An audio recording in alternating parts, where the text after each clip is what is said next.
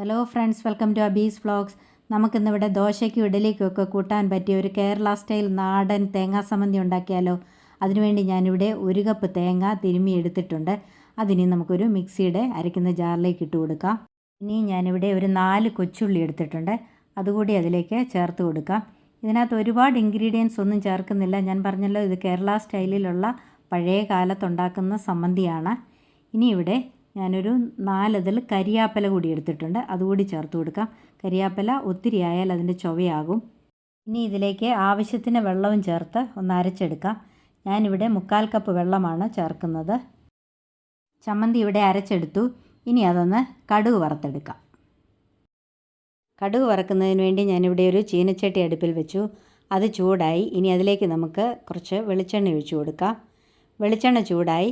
ഇനി അതിലേക്ക് ഒരു 1/4 ടീസ്പൂൺ കടുക് ഇട്ട് കൊടുക്കാം. കടുക് ഇവിടെ പൊട്ടിയിട്ടുണ്ട്. ഇനി ഞാനിവിടെ 2 കൊച്ചുള്ളി വട്ടത്തിൽ അരിഞ്ഞെടുത്തിട്ടുണ്ട്. അതുകൂടി അതിലേക്ക് ചേർത്ത് കൊടുക്കാം. എന്നിട്ട് ഈ ഉള്ളി ഒരു ഗോൾഡൻ ബ്രൗൺ നിറമാകുന്നത് വരെ നമുക്കൊന്ന് മൂപ്പിച്ചെടുക്കണം. ഇനിയും ഒരു വറ്റൽമുളക് എടുത്തിട്ടുണ്ട്. അതൊന്ന് മുറിച്ച് അതിലേക്ക് ചേർത്ത് കൊടുക്കാം. ഇനിയും ഇതിലേക്ക് ഒരു തണ്ട് കരിയാപ്പല കൂടി ചേർത്ത് കൊടുക്കാം. ഇതെല്ലാം കൂടെ ചേർത്ത് നല്ലതുപോലെ ഒന്ന് ഇളക്കി ഉള്ളി ഒരു ഗോൾഡൻ ബ്രൗൺ ആകുന്നത് വരെ നമുക്കൊന്ന് മൂപ്പിച്ചെടുക്കാം. ഉള്ളിയൊക്കെ ഇവിടെ മൂത്തു. ഇനി അതിലേക്ക് 1 ടീസ്പൂൺ മുളക് പൊടി കൂടി ചേർത്ത് കൊടുക്കാം. മുളക് പൊടി തേങ്ങ അരയ്ക്കുമ്പോൾ വേണമെങ്കിലും ചേർത്ത് കൊടുക്കാം.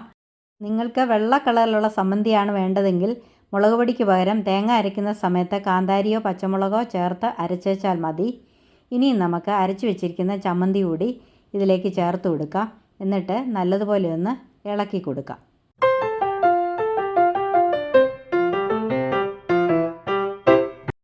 ഇനിയും മിക്സിയുടെ ജാറ് കഴുകി ഒരല്പം വെള്ളം കൂടി ചേർത്ത് കൊടുക്കാം. ഇനിയും ഇതിലേക്ക് ആവശ്യത്തിന് ഉപ്പ് കൂടി ചേർത്ത് കൊടുക്കാം. ഞാനിവിടെ ഉപ്പ് നീരാണ് ചേർത്ത് കൊടുക്കുന്നത്. ഉപ്പുപൊടി ഉപയോഗിക്കുന്നവർ ഉപ്പുപൊടി ചേർത്ത് കൊടുത്താലും മതി. ഇനി ഇതൊന്ന് ഇളക്കി കൊടുക്കാം. ഇത് ചൂടായേച്ചാൽ മതി, തിളയ്ക്കരുത്. തിളച്ചു പോയാൽ ചമ്മന്തി പിരിഞ്ഞു പോകും.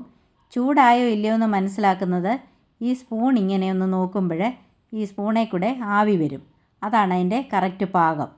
ഇപ്പോൾ ഇവിടെ ചമ്മന്തി ചൂടായിട്ടുണ്ട്. ഇനി നമുക്ക് തീ ഓഫ് ചെയ്ത് വാങ്ങി വയ്ക്കാം. അപ്പോൾ നമ്മുടെ ഇഡലിക്കും ദോശയ്ക്കും ഒക്കെ പറ്റിയ കേരള സ്റ്റൈൽ ചമ്മന്തി ഇവിടെ റെഡി ആയിട്ടുണ്ട്. ഇത് വളരെ സിമ്പിളാണ് ഉണ്ടാക്കാനായിട്ട്. ഇതുപോലെ എല്ലാവരും ഒന്ന് ട്രൈ ചെയ്ത് നോക്കണം. എന്നിട്ട് എൻ്റെ വീഡിയോ ഇഷ്ടപ്പെട്ടെങ്കിൽ ലൈക്ക് ചെയ്യണം, കമൻറ്റ് ചെയ്യണം, മറ്റുള്ളവർക്കൊക്കെ ഒന്ന് ഷെയർ ചെയ്ത് കൊടുക്കണം. സബ്സ്ക്രൈബ് ചെയ്യാത്തവരുണ്ടെങ്കിൽ ഒന്ന് സബ്സ്ക്രൈബ് ചെയ്ത് സപ്പോർട്ട് ചെയ്യണം. ആ ബെല്ലൈക്കൺ കൂടി ഒന്ന് എനാബിൾ ചെയ്യണം. അപ്പോൾ ഇനി മറ്റൊരു നല്ല വീഡിയോയുമായി കാണാം. അതുവരേക്കും ബൈ ബൈ, ടേക്ക് കെയർ.